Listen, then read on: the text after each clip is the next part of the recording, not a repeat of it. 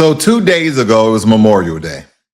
And I want to thank all my brothers and sisters in arms from every military service, from every walk of life that gave the ultimate sacrifice for our country with their life. And even those who are currently serving and all the veterans like myself, I just want to give a thank you for your sacrifice, for your time, for all the things that we've done for our great country.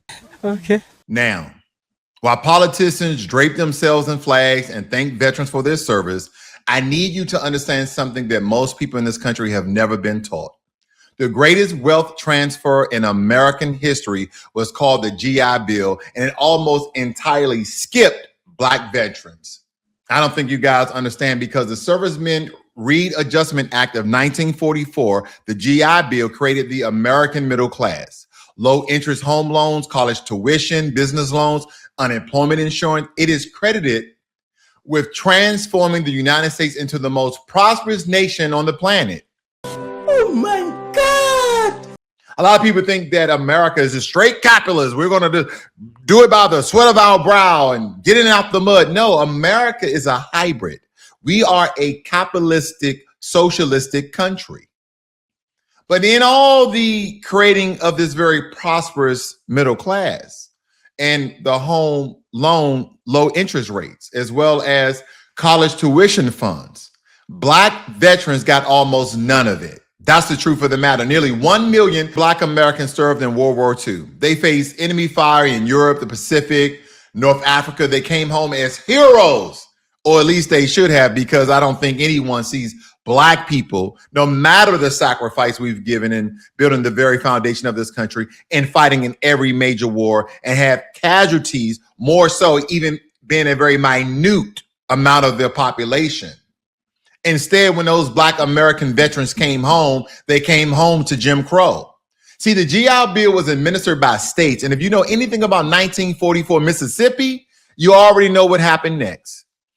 Out of 67,000 mortgages insured by the GI Bill in New York and New Jersey alone, two of the most progressive northern states, fewer than 100 went to non-white veterans, 100 out of 67,000.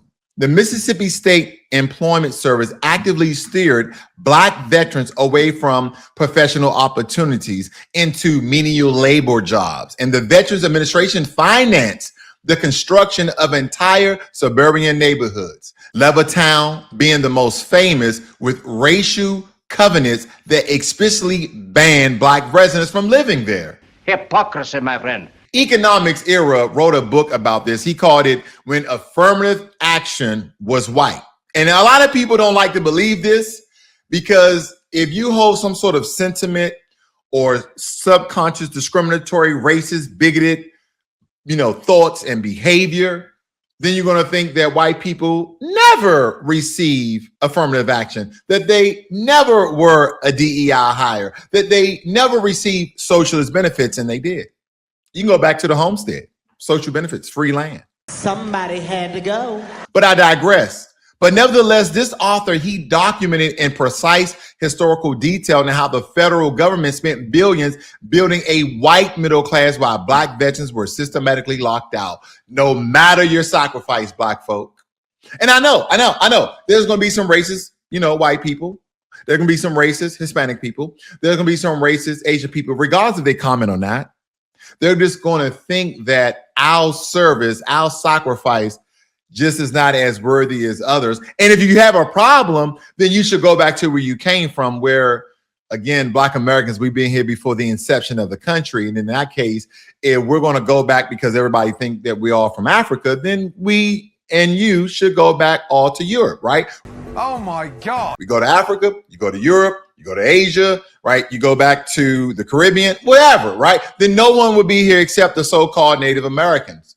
But nevertheless, I digress. We are Americans. Like I stated, you are Americans. So we shouldn't have that sentiment, but look like 400 years, we still haven't changed mine. Here we go again. But again, we were systematically locked out. Now, this is not my opinion. This is not critical race theory, by the way, because that's what some people would chop it up to be. These are the receipts. See, the median white family today holds approximately 8 times the wealth of the median Black family, 8 times. And economists, including researchers at Brandeis University Institute on Assets and Social Policy, have traced a very significant portion of that gap directly to the GI Bill. See, a lot of people think, oh, I'm just going to get it out the mud. I'm going to work hard, put my head down. I'm going to do all the right things. I'm going to invest my money. I'm going to do this and the other. While everybody else had a lift up, had a hand up, had a pull up, had some sort of subsidy given to them in order for their family to be where they are today. Here is how wealth compounds. When white veterans bought homes in the 1940s and 1950s with GI Bill loans, these homes appreciated. They passed them down to their children. Their children had equity. Their grandchildren had inheritance. Their great-grandchildren are buying homes with family money today. See, people somehow think that when Black Americans were enslaved in this country, and we were building the very foundation, the first roads, the first railroads, the first building made out of brick and mortar, all these great things that we have done. I didn't say we continue to build the country because some people like to believe that, but we built the first railroads and the first roads and the first buildings and the Capitol and the White House and DC. And I mean, even Benjamin Banneker, okay, planned and mapped out DC to what it is today. But I digress because, again, I know you guys know that history. Some people don't know it. But nevertheless, I just want to put the cat out the bag because our families, their families, they built equity. We did not build equity. The gap compounded year over year for 80 years. See, this is the wealth gap you see today. It did not fall from the sky. It was built brick by brick. Policy by policy, denial by denial. And the people waving flags today, many of their families benefited directly from that denial. They lived in suburbs built on the theft.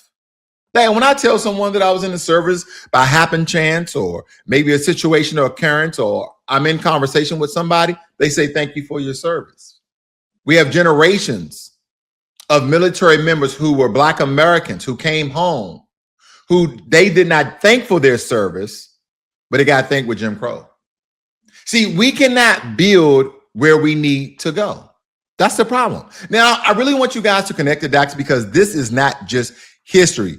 And before we get too deep, too fast, there are some things I want to point out, just so we don't lose context here. How did the GI Bill excluded Black veterans? This is how they did it, right? They denied mortgages. See, the VA often refused to guarantee loans for Black veterans. In 1947, Mississippi, only 2 out of 3,200 VA-backed home loans went to Black veterans. And they still would like to believe that, oh, you got to get off your butt and stop being lazy and work hard. I work very hard. But again, we have systematic barriers and policies and legislation that prevent us from building wealth. Educational barriers. Black veterans were frequently borrowed from white universities because of discrimination and Jim Crow laws. Those who used educational benefits were mostly funneled into underfunded historical Black colleges and universities, which were overwhelmed and forced to turn away thousands of applicants, right? We should be able to go to any school in America. Let me talk to you plainly here. We're all Americans. People who have been here, whether they're Asian, Hispanic, white, Black, Native American, and or otherwise. There's been specific groups, distinct groups that have been here for hundreds of years on record, like Black Americans, like white Americans, like Hispanic Americans, and some Asian Americans, believe it or not. But nevertheless, Black people get treated the worst, even when it comes to the payment, the subsidies, the benefits of us sacrificing our life to our country. Do I take back my service in the Marine Corps? Do I take back my service in the Army? No. I met some of the greatest people and had some really great times and some unfortunate times that put mental agony, okay, inside my brain housing group, as a military man would say. But nevertheless, vocational redlining, in many cases, vocational training for Black veterans was limited to unskilled or menial work, even if they were qualified for skilled trades available only to white students. Dishonorable discharges. Black service members were disproportionately given blue or dishonorable charges due to systematic military racism, which automatically disqualify them from receiving any GI Bill benefits. Historians estimate that Black veterans receive only 40 to 70% of the benefits granted to white veterans. See, what people really don't understand is that this is all of our country, right? This is all of our country, especially Native Americans, and that's a gene mix of Hispanics as well, but Native Americans, Black Americans, and white Americans, because these major groups are the reason why America is what it is today. Now, of course, other groups came along and helped build and industrialize and evolve America, of course. But we're talking about the very foundation of America. Okay. But we still was not treated the same. So when we speak about reparations, and you have some bigoted people, and not all, some people have some rationale towards their arguments, stating, well, why would we use our tax dollars to pay for reparations where my family, or I've never had enslaved people, or my family never had enslaved people. We've never lynched, and we've never harmed, and we've never created policies and legislations that prevented you guys from growing. Because it's not about you. They will like to make it personal, like it's a personal attack that they did something wrong. No, it's this country. And this country is still benefiting from not giving what is owed to those Black veterans and their families. See, reparations is not a one-off. It's for slavery and brutality. No, it's all the systematic barriers, whether it be enslaved Black Americans, through Jim Crow, through Black construction, and even till today. That's the problem that people are not understanding, ladies and gentlemen. Right now in 2026, DOGE has been brought into the Department of Veterans Affairs. Community health centers serving Black veterans in underserved areas face funding pressure. Mental health services and Black veterans suffer PTSD at high rates, partially from navigating racism inside a predominantly white military. They're being cut. And then there's the police brutality against veterans. They don't care if you served. There's no camaraderie from what I see when it comes to police, law enforcement in uniform, and Black veterans. Now, I'm not stating this is 100%. Have I received respect and honorable notations from police officers once they found out that I served? Absolutely. So this is not all inclusive, but I see less than what I see more of is the racism and bigotry. And that doesn't applicable to all law enforcement. So we're not going to go there. But when I think about people like Jonathan Price, a veteran in Wolfie City, Texas, he was shot dead by police in 2020 for breaking up a fight. No. Doing the most honorable thing as a veteran. Anthony Bay, a Black Army veteran, killed in Killeen, Texas, shot 71 times by police during a mental health crisis. 71 times. Is he crazy, or is that just the way he acts? The man was in distress, but nevertheless, he shot 71 times. How do you shoot someone 71 times? I don't like that. Not even in the military, you shoot someone 71 times, right? We are trained to shoot center mass, 3-round bursts, right? Pow, like 2 bullets, 1 bullet. I mean, it just goes over my head, ladies and gentlemen. It's just shocking how they still see us as a threat, or they see us as nothing, as waste, that we can just be killed and unalived and tormented and tortured. And only very few of them, right? Only very few of non-racist people, okay? Because don't get me wrong. I want to make sure this is not a shot at the white community, because it's not. I want to make sure this is not a shot at the Asian community, because it's not. This is not a shot at the Hispanic community.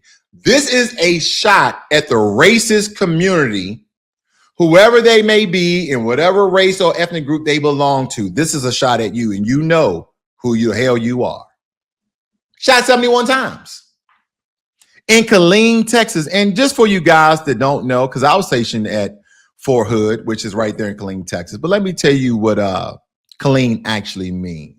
See, Killeen is spelled Killeen.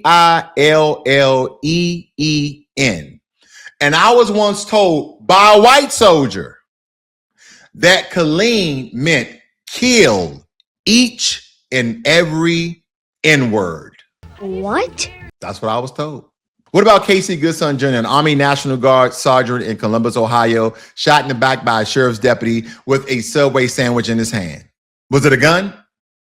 Was it some sort of illegal, unlawful, dangerous weapon? No, a sandwich.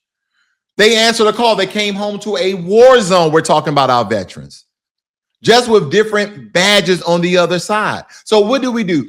Do we skip the cookout? Do we refuse to acknowledge the sacrifice? No, we honor the sacrifice. We say the names. We remember the Buffalo Soldiers, the Tuskegee Airmen, the Montfort Point Marines, the first Black Marines in American history. You see this? You have to earn this. That call was perfect. They don't just give these tattoos out at Fort Lejeune. Not Fort Lejeune, Camp Lejeune. Army, Marines, I was both of them, so I confuse sometimes. This is what they want you to forget, ladies and gentlemen. But we won't. We remember the 369th Infantry Regiment, the Harlem Hellfighters, who fought so hard that France awarded them the Croix de Guerre while American kept them in segregated units. Yeah, I don't know French. We honor them. And then right after, we make a demand. The debt is real. The receipts exist. The 2026 midterms are 6 months away. It's all political because the person who's thinking third reparation is going to make them richer than me and they're going to use my tax dollars to do it. Is anyone stopping the almost $2 billion for those very un-American domestic terrorists that went on the Capitol and infiltrated and tried to unalive a lot of those political officials that were there? The January 6th riots. Anyone talking about the $2 billion that Trump is trying to give them? Because you probably is like, yeah, democracy. I don't know. Because if every politician asking you for your vote cannot tell you their specific plan to address the racial wealth gap, if they cannot give you the position on police accountability for veterans, if they cannot tell you what they will do about VA disparities, they do not deserve your vote. See, Memorial Day, which happened 2 days ago, is not a day off from accountability. It is accountability. We need to honor their actual sacrifice, then make this country live up to what those men and women died for. That's Blacklogic. And that's what people really don't understand. These people, these men, and our women gave the ultimate sacrifice. It states here that the Americans who fought in World War II are called the greatest generation, not only because they fought fascism, but also because of what happened when they came home. It was the greatest expansion of the American middle class in history, partially due to the GI Bill. It gave free college and cheap home loans to millions of veterans, except the U.S. was still segregated when the GI Bill became law. It don't matter what we do for the country we all know and love, because we still have families who've never received the same benefits of white families. They look at us as if they got it out the mud, where there has been home selling and the equity therein compounded till today. So before we become bigots, before we become discriminatory, before we ask these outlandish questions because we're uninformed and ignorant, do what this country has prevented Black Americans from doing for quite some time. Read and research.